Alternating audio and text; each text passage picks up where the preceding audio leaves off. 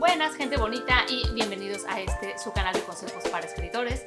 Yo soy Lorena Amquie, escritora y asesora editorial, y hoy vamos a hablar de un tema que tal vez no es muy divertido en apariencia, pero que es muy importante tener en cuenta, y que si además estás en la etapa de estar considerando firmar un contrato con una editorial, pues es ciertamente emocionante. Este video es parte de la serie de escribir y publicar paso a paso que empezamos hace muchos meses, y quiero recordarles en este momento que todos estos videos se hacen gracias a su apoyo, así que si no se han suscrito a este canal, por favor, suscríbanse ahora, que es gratis, y también apachurran el botón de la campanita para recibir notificaciones de estos videos y que este canal pueda seguir creciendo. A los que ya son miembros de este canal, muchísimas gracias. A los que no, los incito a apretar el botón de unirse para que averigüen qué son las membresías, y que son principalmente una manera más de apoyar a los creadores de contenido original como que benefician ya a más de 90,000 personas. Somos 90,000 en esta comunidad, es una locura. Bueno, vamos a ver. Hay distintas cosas a tomar en cuenta. Empecemos desde el principio. Mandas una novela a una editorial, ya esté registrada o no esté registrada, y una editorial te dice: vamos a editar tu novela, estamos interesados. Te vamos a mandar un borrador, o como se dice en México, curiosamente, un machote. Un machote quiere decir un documento estándar del contrato, y revísalo y nos juntamos para firmar el contrato. Primera cosa que puede salir mal, y se las cuento de experiencia propia. Yo cuando firmé el contrato de mi primera novela con mi primera editorial, este editorial no me dejó llevarme el contrato a casa. O sea, no me lo mandaron por correo electrónico antes de que yo fuera a firmar. No me permitieron leerlo con calma y revisarlo, y quizá revisarlo con un abogado especialista en derechos de autor, o en el caso de este contrato, que era como se le dice a los contratos abusivos, leonino. Les dicen contratos leoninos porque son como leones que están siempre acechando a su presa. Cualquier abogado con un mínimo de experiencia se habría dado cuenta de que este contrato era terrible para firmar. Pero bueno, yo era una persona con ninguna experiencia, evidentemente, a la que le estaban dando oportunidad de publicar. Y a mí en ese momento me dijeron: tienes que firmar el contrato aquí y ahora, ¿no?, en las oficinas de la editorial, o ya no lo vas a poder firmar. O sea, esta es tu única oportunidad. Entonces yo no puedo arrepentirme de haberlo firmado, porque fue la publicación de Gothic Doll, la novela que empezó mi carrera literaria. Pero esa es una práctica abusiva y casi se podría decir que ilegal. Bueno, no es que sea ilegal, porque tú puedes irte sin firmar y punto, pero es una manera de abusar de las personas que no tienen ninguna experiencia, que son novatas en todo esto, y que a veces no saben ni siquiera que tienen una obra valiosa en sus manos. Entonces, tú tendrías que tener la posibilidad de revisar tu contrato con calma. Ahora, ninguno de nosotros somos expertos en leyes, y muchas veces buscar un abogado especialista en derechos de autor, pues sí los hay, pero suelen cobrar caro por revisar un contrato. Y pues sí, nosotros no somos tampoco millonarios. Casi siempre los artistas que estamos empezando y no tenemos experiencias porque todavía no vivimos de esto, o tal vez nunca vamos a vivir de esto, o no tenemos un presupuesto asignado para un abogado de derechos de autor. Yo de todas maneras los instaría a que busquen asesoría con alguien que sepa un poco. Todos tenemos algún amigo, primo, tío que sabe algo de leyes, o por lo menos alguien que tenga un poco de colmillo. ¿Y a qué me refiero? Para los que no sepan esta expresión en México, la gente que tiene colmillo, que tiene garra, que tiene un poquito de malicia y se va a poder dar cuenta de cosas que tal vez suenan un poco mal. Para empezar, cuando tú mandas una novela a una editorial o a un concurso, tú deberías de haberla registrado. No es obligatorio, no es que tú necesites tener los derechos de autor de manera legal. Tú, por escribir una novela, los derechos de autor son tuyos porque tú la escribiste. O sea, son tuyos. El registro de derechos de autor se hace para protegerte de plagio, para protegerte de alguna controversia, de que alguien encuentre tu texto, o una editorial, que no sucede muy seguido, pero que una editorial publique tu novela sin haberte pagado nada y sin darte el mérito, con otro nombre, con otra firma, etc.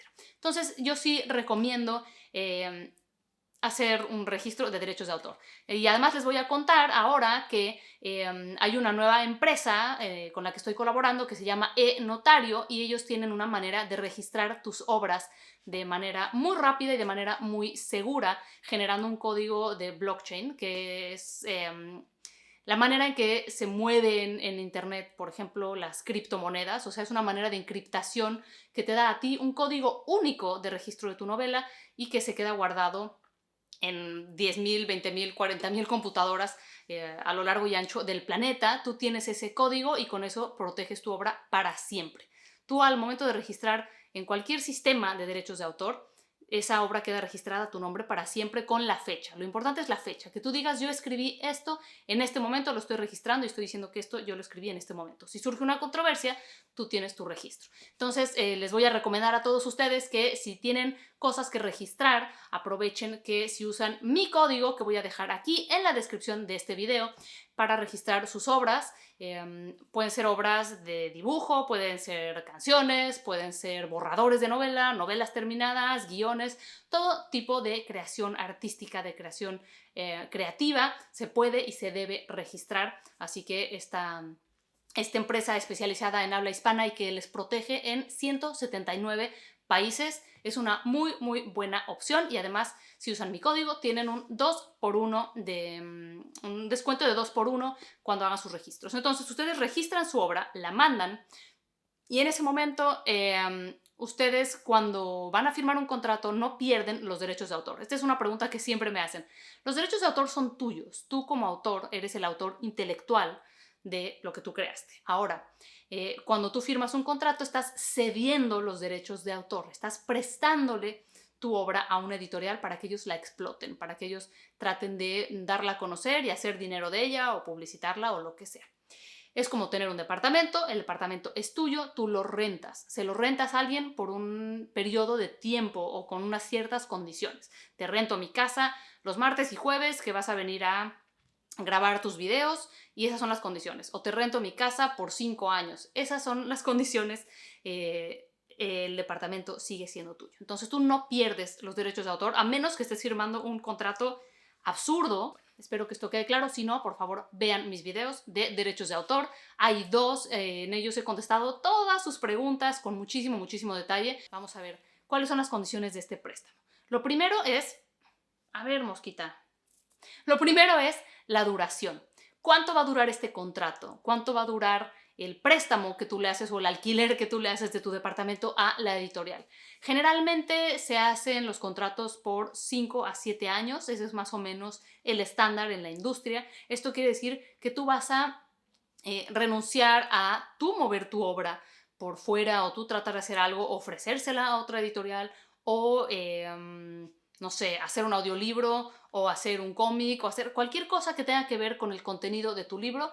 Tú no vas a hacer nada y vas a permitir que ellos lo hagan por entre 5 y 7 años, depende, cada editorial tiene sus tiempos. Hay editoriales que lo hacen por 10 o 15 años. Por ejemplo, cuando tú ganas un concurso, algunos de los concursos importantes estipulan en sus bases que ellos van a tener los derechos de explotación de la novela por 15 años. En segundo lugar, tenemos el tema del alcance. ¿Qué quiere decir? Hasta dónde llega, digamos, el poder, o hasta dónde tú les estás dando, cediendo posibilidades de explotar tu obra. Generalmente las editoriales buscan un contrato de exclusividad total, porque estamos hablando de editoriales muy grandes, conglomerados gigantescos que se han ido comiendo a todas las editoriales pequeñas, y que muchas veces además tienen casas o sus centros están o en España o en Estados Unidos, ¿no? En el caso de Random House Penguin, Random House, Penguin es una de las editoriales anglosajonas más gigantescas, y Penguin ya se ha unido a Random House, o sea que tienen contactos y tienen manera de hacer crecer un trabajo en otros idiomas y en otros países. Entonces los grandes conglomerados, cuando toman un riesgo con un libro nuevo, prefieren minimizar sus riesgos y maximizar sus oportunidades. O sea, ponen en su contrato que ellos exigen una exclusividad total. ¿Qué quiere decir esto? Que ellos tienen derecho, durante la duración del contrato, a tratar de explotar la obra de todas las maneras posibles que haya a nivel geográfico y a nivel mediático. ¿Por qué lo divido en estos dos rubros? A nivel geográfico, hay editoriales más pequeñas, por ejemplo, que podrían decirte: yo no tengo ni interés ni posibilidades de traducir tu obra ni de llevarla a ningún otro país, ni siquiera en español. O sea, yo te compro los derechos, o vamos a establecer que yo tengo el derecho de explotación de tu obra en México, o en España, o en Chile, y ya, no me comprometo a poder moverla a ningún otro lado y ni siquiera lo voy a intentar hacer. De modo que, si tú quieres hacerlo por tus propios medios o tú tienes contactos en otros lados y la quieres publicar en otro lado, tienes derecho. Esto es poco común. Casi siempre se protegen y buscan quedarse con la posibilidad si es que a tu novela le va bien. Y también son cosas que se pueden negociar con las editoriales. Es decir, oye, yo tengo un contacto en Japón que va a traducir mi novela al japonés y la va a convertir en no sé qué, entonces te firmo todo menos Japón. El otro rubro es el rubro mediático. ¿A qué me refiero con esto? Tú casi siempre firmas con una editorial y ellos también se reservan el derecho de buscar que tu libro se convierta en una película, una serie, un cómic, merchandise, un audiolibro, etcétera, etcétera, etcétera. Entonces hay una cláusula que dice que ellos tienen derecho a la explotación del libro en todos los medios existentes y que puedan inventarse en el futuro. Ellos van a tratar de buscar qué es lo que está pegando y dicen, bueno, si vamos a tener esta obra 5 o 7 años y le va bien, vamos a tratar de ver cómo le sacamos o cómo la damos a conocer o cómo logramos el mejor alcance posible, tanto por el autor, pero sobre todo por nosotros como empresa. Entonces, esto también son cosas que se pueden negociar. ¿Qué tal que tú ya habías hecho un audiolibro y a ellos les interesa hacer el libro? Hay booktubers, youtubers, gente que escribe en Wattpad que ya ha publicado sus libros de otras maneras o en otros formatos y que entonces se negocian estas cosas específicamente. Entonces hay que tomar todo esto en cuenta porque muchos de ustedes, por ejemplo, tienen la idea de convertir una novela en un guión o de convertir una novela en una novela gráfica o en un cómic o algo así. Ustedes no tendrían derecho de hacer esto por su lado, aunque siguen conservando el derecho de autor, siguen conservando la propiedad intelectual, nadie va a negarles, digamos, que ustedes son los autores intelectuales de esta obra, no tienen el derecho de explotarlo. O sea, tú no puedes rentarle tu departamento a alguien y después decir, bueno, pero los viernes en la noche yo voy a ir ahí a hacer una fiesta. Oye, no, tú me rentaste tu departamento por 7 años. Sí, pero los viernes vamos a ir a hacer... No. ¿Qué pasa, por ejemplo, con autores que ya han publicado sus obras en Amazon o en Wattpad? A veces pasa que cuando a una persona le va bien en una de estas plataformas independientes, una editorial se les acerca y les dice, te queremos publicar tu obra en físico, con nuestro sello editorial. Ahí casi siempre te van a decir, tienes que bajar tu libro de donde sea que lo tengas, ya sea que lo has ido publicando en un blog o, por ejemplo, como yo hice, que fui publicando Gothic Doll de modo audiolibro en este canal. Y si yo lo volviera a publicar, las editoriales me dirían, oye, no puedes ofrecer gratuitamente algo que nosotros vamos a invertirle dinero para que la gente pague por él. Entonces ya vimos duración, alcance y la siguiente cosa son las regalías. Aquí, bueno, no puedo entrar en mucho detalle porque hay muchos tipos distintos de contrato. Cuando haces un contrato de coedición, esto quiere decir que tú vas a aportar un pedazo de la inversión para que se imprima tu libro. Hay muchísimos modelos de contrato de coedición a través de Bubok, a través de Amazon, a través de muchísimas editoriales que te ofrecen promover tu libro y distribuirlo, porque lo que es más difícil para un autor es la distribución de su libro. Tú puedes escribir y puedes formatearlo, pero lo más difícil es que llegue a los sitios en donde la gente busca libros. Esto tanto a nivel físico como a nivel virtual. Entonces, estos contratos de coedición pueden variar muchísimo en porcentajes, en cantidad en proporción de inversión económica que tú haces. Hay editoriales que te dicen, yo te publico tu libro con un tiraje de 1000, pero tú te comprometes a comprar 300 de esos 1000. Y así ellos ya saben que con esos 300 que tú compras, ellos ya cubren la inversión de la impresión y por lo menos no salen perdiendo. Y ya después ven, si salen ganando y al libro le va bien, pues habrá sido un buen riesgo y si no, pues no habrán perdido por lo menos la inversión inicial. Entonces, como no puedo meterme en detalles de los distintos contratos de coedición, les puedo decir que en la edición tradicional o cuando tú tienes un contrato, vas a revisar cómo se te van a pagar las regalías. La edición tradicional, que cada vez es menos accesible para muchos de nosotros, estipula que cuando te van a publicar un libro, te dicen, te quiero publicar tu libro y te voy a dar un adelanto de regalías. Un adelanto de regalías es un pago que te dan antes de que salga la novela y es una especie de salto de fe. Es una manera de decir, pienso que al libro le va a ir bien, te voy a pagar un pequeño adelanto para que te quedes conmigo. Después vamos a hacer todo el proceso de publicación y promoción y ventas. Y después de ahí, todo lo que se venda, tú vas a llevarte el 8, 10, 12%. Estos son más o menos los porcentajes estándar en la industria.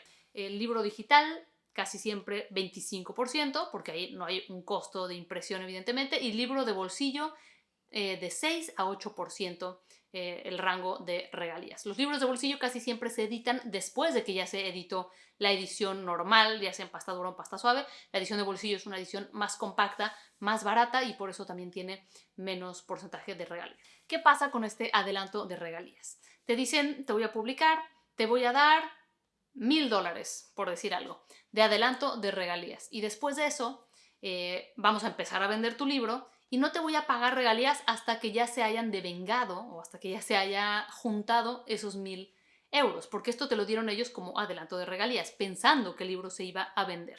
Entonces, hasta que no ellos hayan vuelto a recuperar esos 1,000 euros que te pagaron, $1,000, perdón, la cantidad que sea, no percibirías nada. A un libro que no le va bien, no llega el autor a ganar más que ese adelanto. Un libro que no vende nada, ese adelanto no te van a decir que se los regreses, pero se podría decir que tú estás en números negativos con la editorial. Y por eso generalmente los adelantos ahora mismo son bajos. Para los autores nuevos son bajos o nulos. Muchas veces ni siquiera te ofrecen un adelanto de regalías porque van a asumir todo el riesgo de impresión, distribución y promoción y muchas veces ya no tienen ni siquiera presupuestos para darte un adelanto. Obviamente los autores que tienen renombre y que las editoriales se los pelean, pues la manera de ganárselos es decirles yo te doy un adelanto mayor por este libro y así es también como se hacen muy cotizados, ¿no? Dentro del contrato tú también tienes que fijarte de no solo la cantidad de regalías que estás negociando, sino cada cuánto te van a pagar las regalías y de qué manera. Muchas veces se comprometen las editoriales a darte un informe de regalías cada 6 meses o cada año. Esto varía porque ellos muchas veces mandan tus libros a las librerías los catalogan, muchas veces los compran para ellos revenderlos, pero la mayor parte de las veces los tienen a consignación. ¿Qué quiere decir esto? Que las librerías no han pagado por esos libros, sino hasta que se venden. O sea, los tienen expuestos por si se venden, por si a alguien le interesan, pero todavía no los han pagado. O sea que están expuestos 3 meses, 6 meses y después puede que vuelvan a la editorial. Entonces las editoriales no tienen números exactos de cómo le ha ido a un libro hasta después de unos 6 meses o un año de que el libro salió a la venta. Un año es mucho. Yo diría que entre 3 y 6 meses. El libro sale a la venta, se anuncia, se promueve, está en las librerías y entonces te dicen no hay ni un solo libro en la bodega. Los 1,000 libros que publicamos están distribuidos. O sea, ya están en las librerías. Pero eso no quiere decir que ya se vendieron. Meses después, las librerías pueden decir oye, de esto no se vendió nada, te los voy a devolver todos porque solo me están ocupando espacio. O pueden decir, mira, nos vamos a quedar con 10 porque a veces sí que nos preguntan por este autor, pero todos los demás te los regreso. Y entonces ahí te llega un informe y te dice que 200 libros fueron devueltos. Y es una cosa muy triste. Pero bueno, esto se ve siempre en los informes de regalías. Tú tienes que checar en tu contrato que te estén diciendo cada cuánto va a haber un informe de regalías y si te lo van a mandar por mail, si te lo van a mandar impreso, generalmente te lo mandan por mail pormenorizado y tú tienes derecho y deberías de informarte de cómo funcionan estos informes para saber si las cuentas te hacen alguna lógica, ¿no? Si tú recibes 700 correos al día de autores, de lectores nuevos que te están echando flores por tu novela y luego la editorial te dice que no ha vendido nada y que entonces no te van a pagar nada, ahí hay gato encerrado.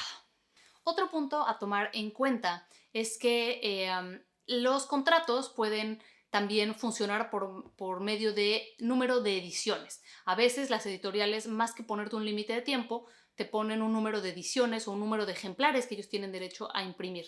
Casi siempre lo hacen de manera 50,000 ejemplares o 5 años, lo que suceda primero.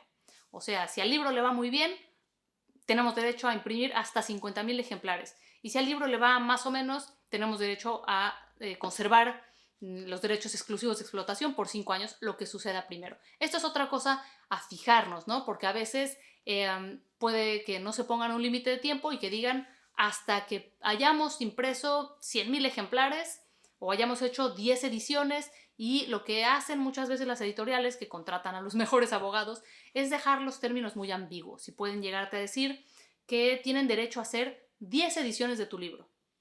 Y tú no sabes si esas 10 ediciones son de 10 ejemplares cada una, o de 100,000 ejemplares cada una, o de 10. Y entonces ahí puede ser que tú te quedes atorado en una editorial que sigue diciendo que tiene derecho a hacer 8 ediciones más de tu libro, aunque esas ediciones sean de 10 libros y no tengan ningún impacto, ¿no? Si a un libro le sigue yendo bien y ya va a vencer el contrato, la editorial puede decirte que quiere renovar el contrato o puede dejar que venza el contrato. Si llega a haber 5 años y las condiciones se cumplen, el contrato ya está anulado y los derechos vuelven a ser tuyos sin necesidad de que tú tengas que volver a hablar con la editorial o volver a hacer nada. Ahora, es mejor asesorarse antes de volver a tratar de mover un libro que estuvo en un contrato con una editorial. No vaya a ser que haya una cláusula que tú no entendieras y que le sigue dando derecho de hacer algo y tú te puedas meter en problemas legales con ellos. Ustedes me habían hecho hace mucho algunas preguntas. Quiero ver si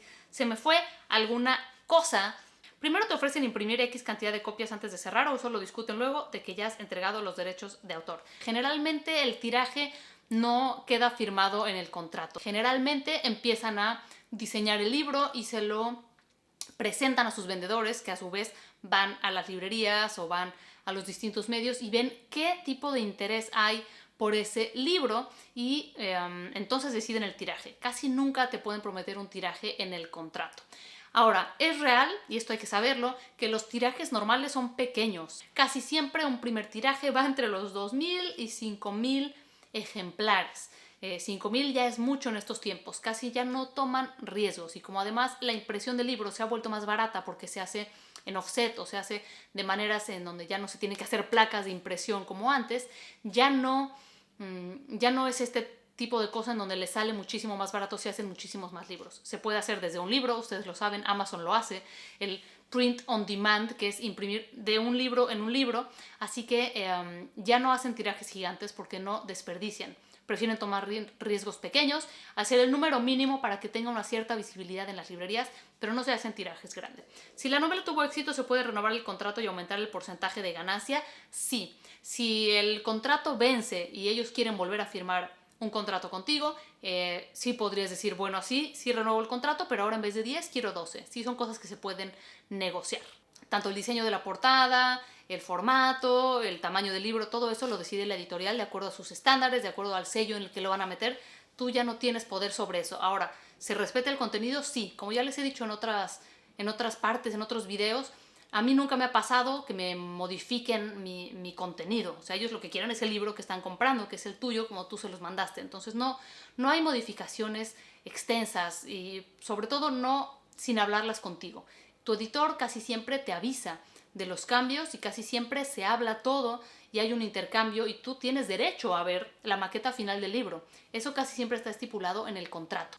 Siento mucho que este video se haya alargado un poco, pero este es un tema que, aunque es tedioso, es importante tomar en cuenta. Además, si están por firmar un contrato, deben estar muy emocionados y muchas veces la emoción nos ciega. De todas maneras, si es una buena oportunidad, no lo piensen mucho, igual arriésguense, es mejor firmar un mal contrato que no firmar ningún contrato, pero si tienen oportunidad, asesórense, busquen ayuda y no firmen a lo loco. Les agradezco otra vez por haberme escuchado, no olviden suscribirse a este canal y darle click a la campanita para recibir notificaciones y seguir enterándose de todas estas novedades y conocimientos. Les mando un gran abrazo y nos vemos en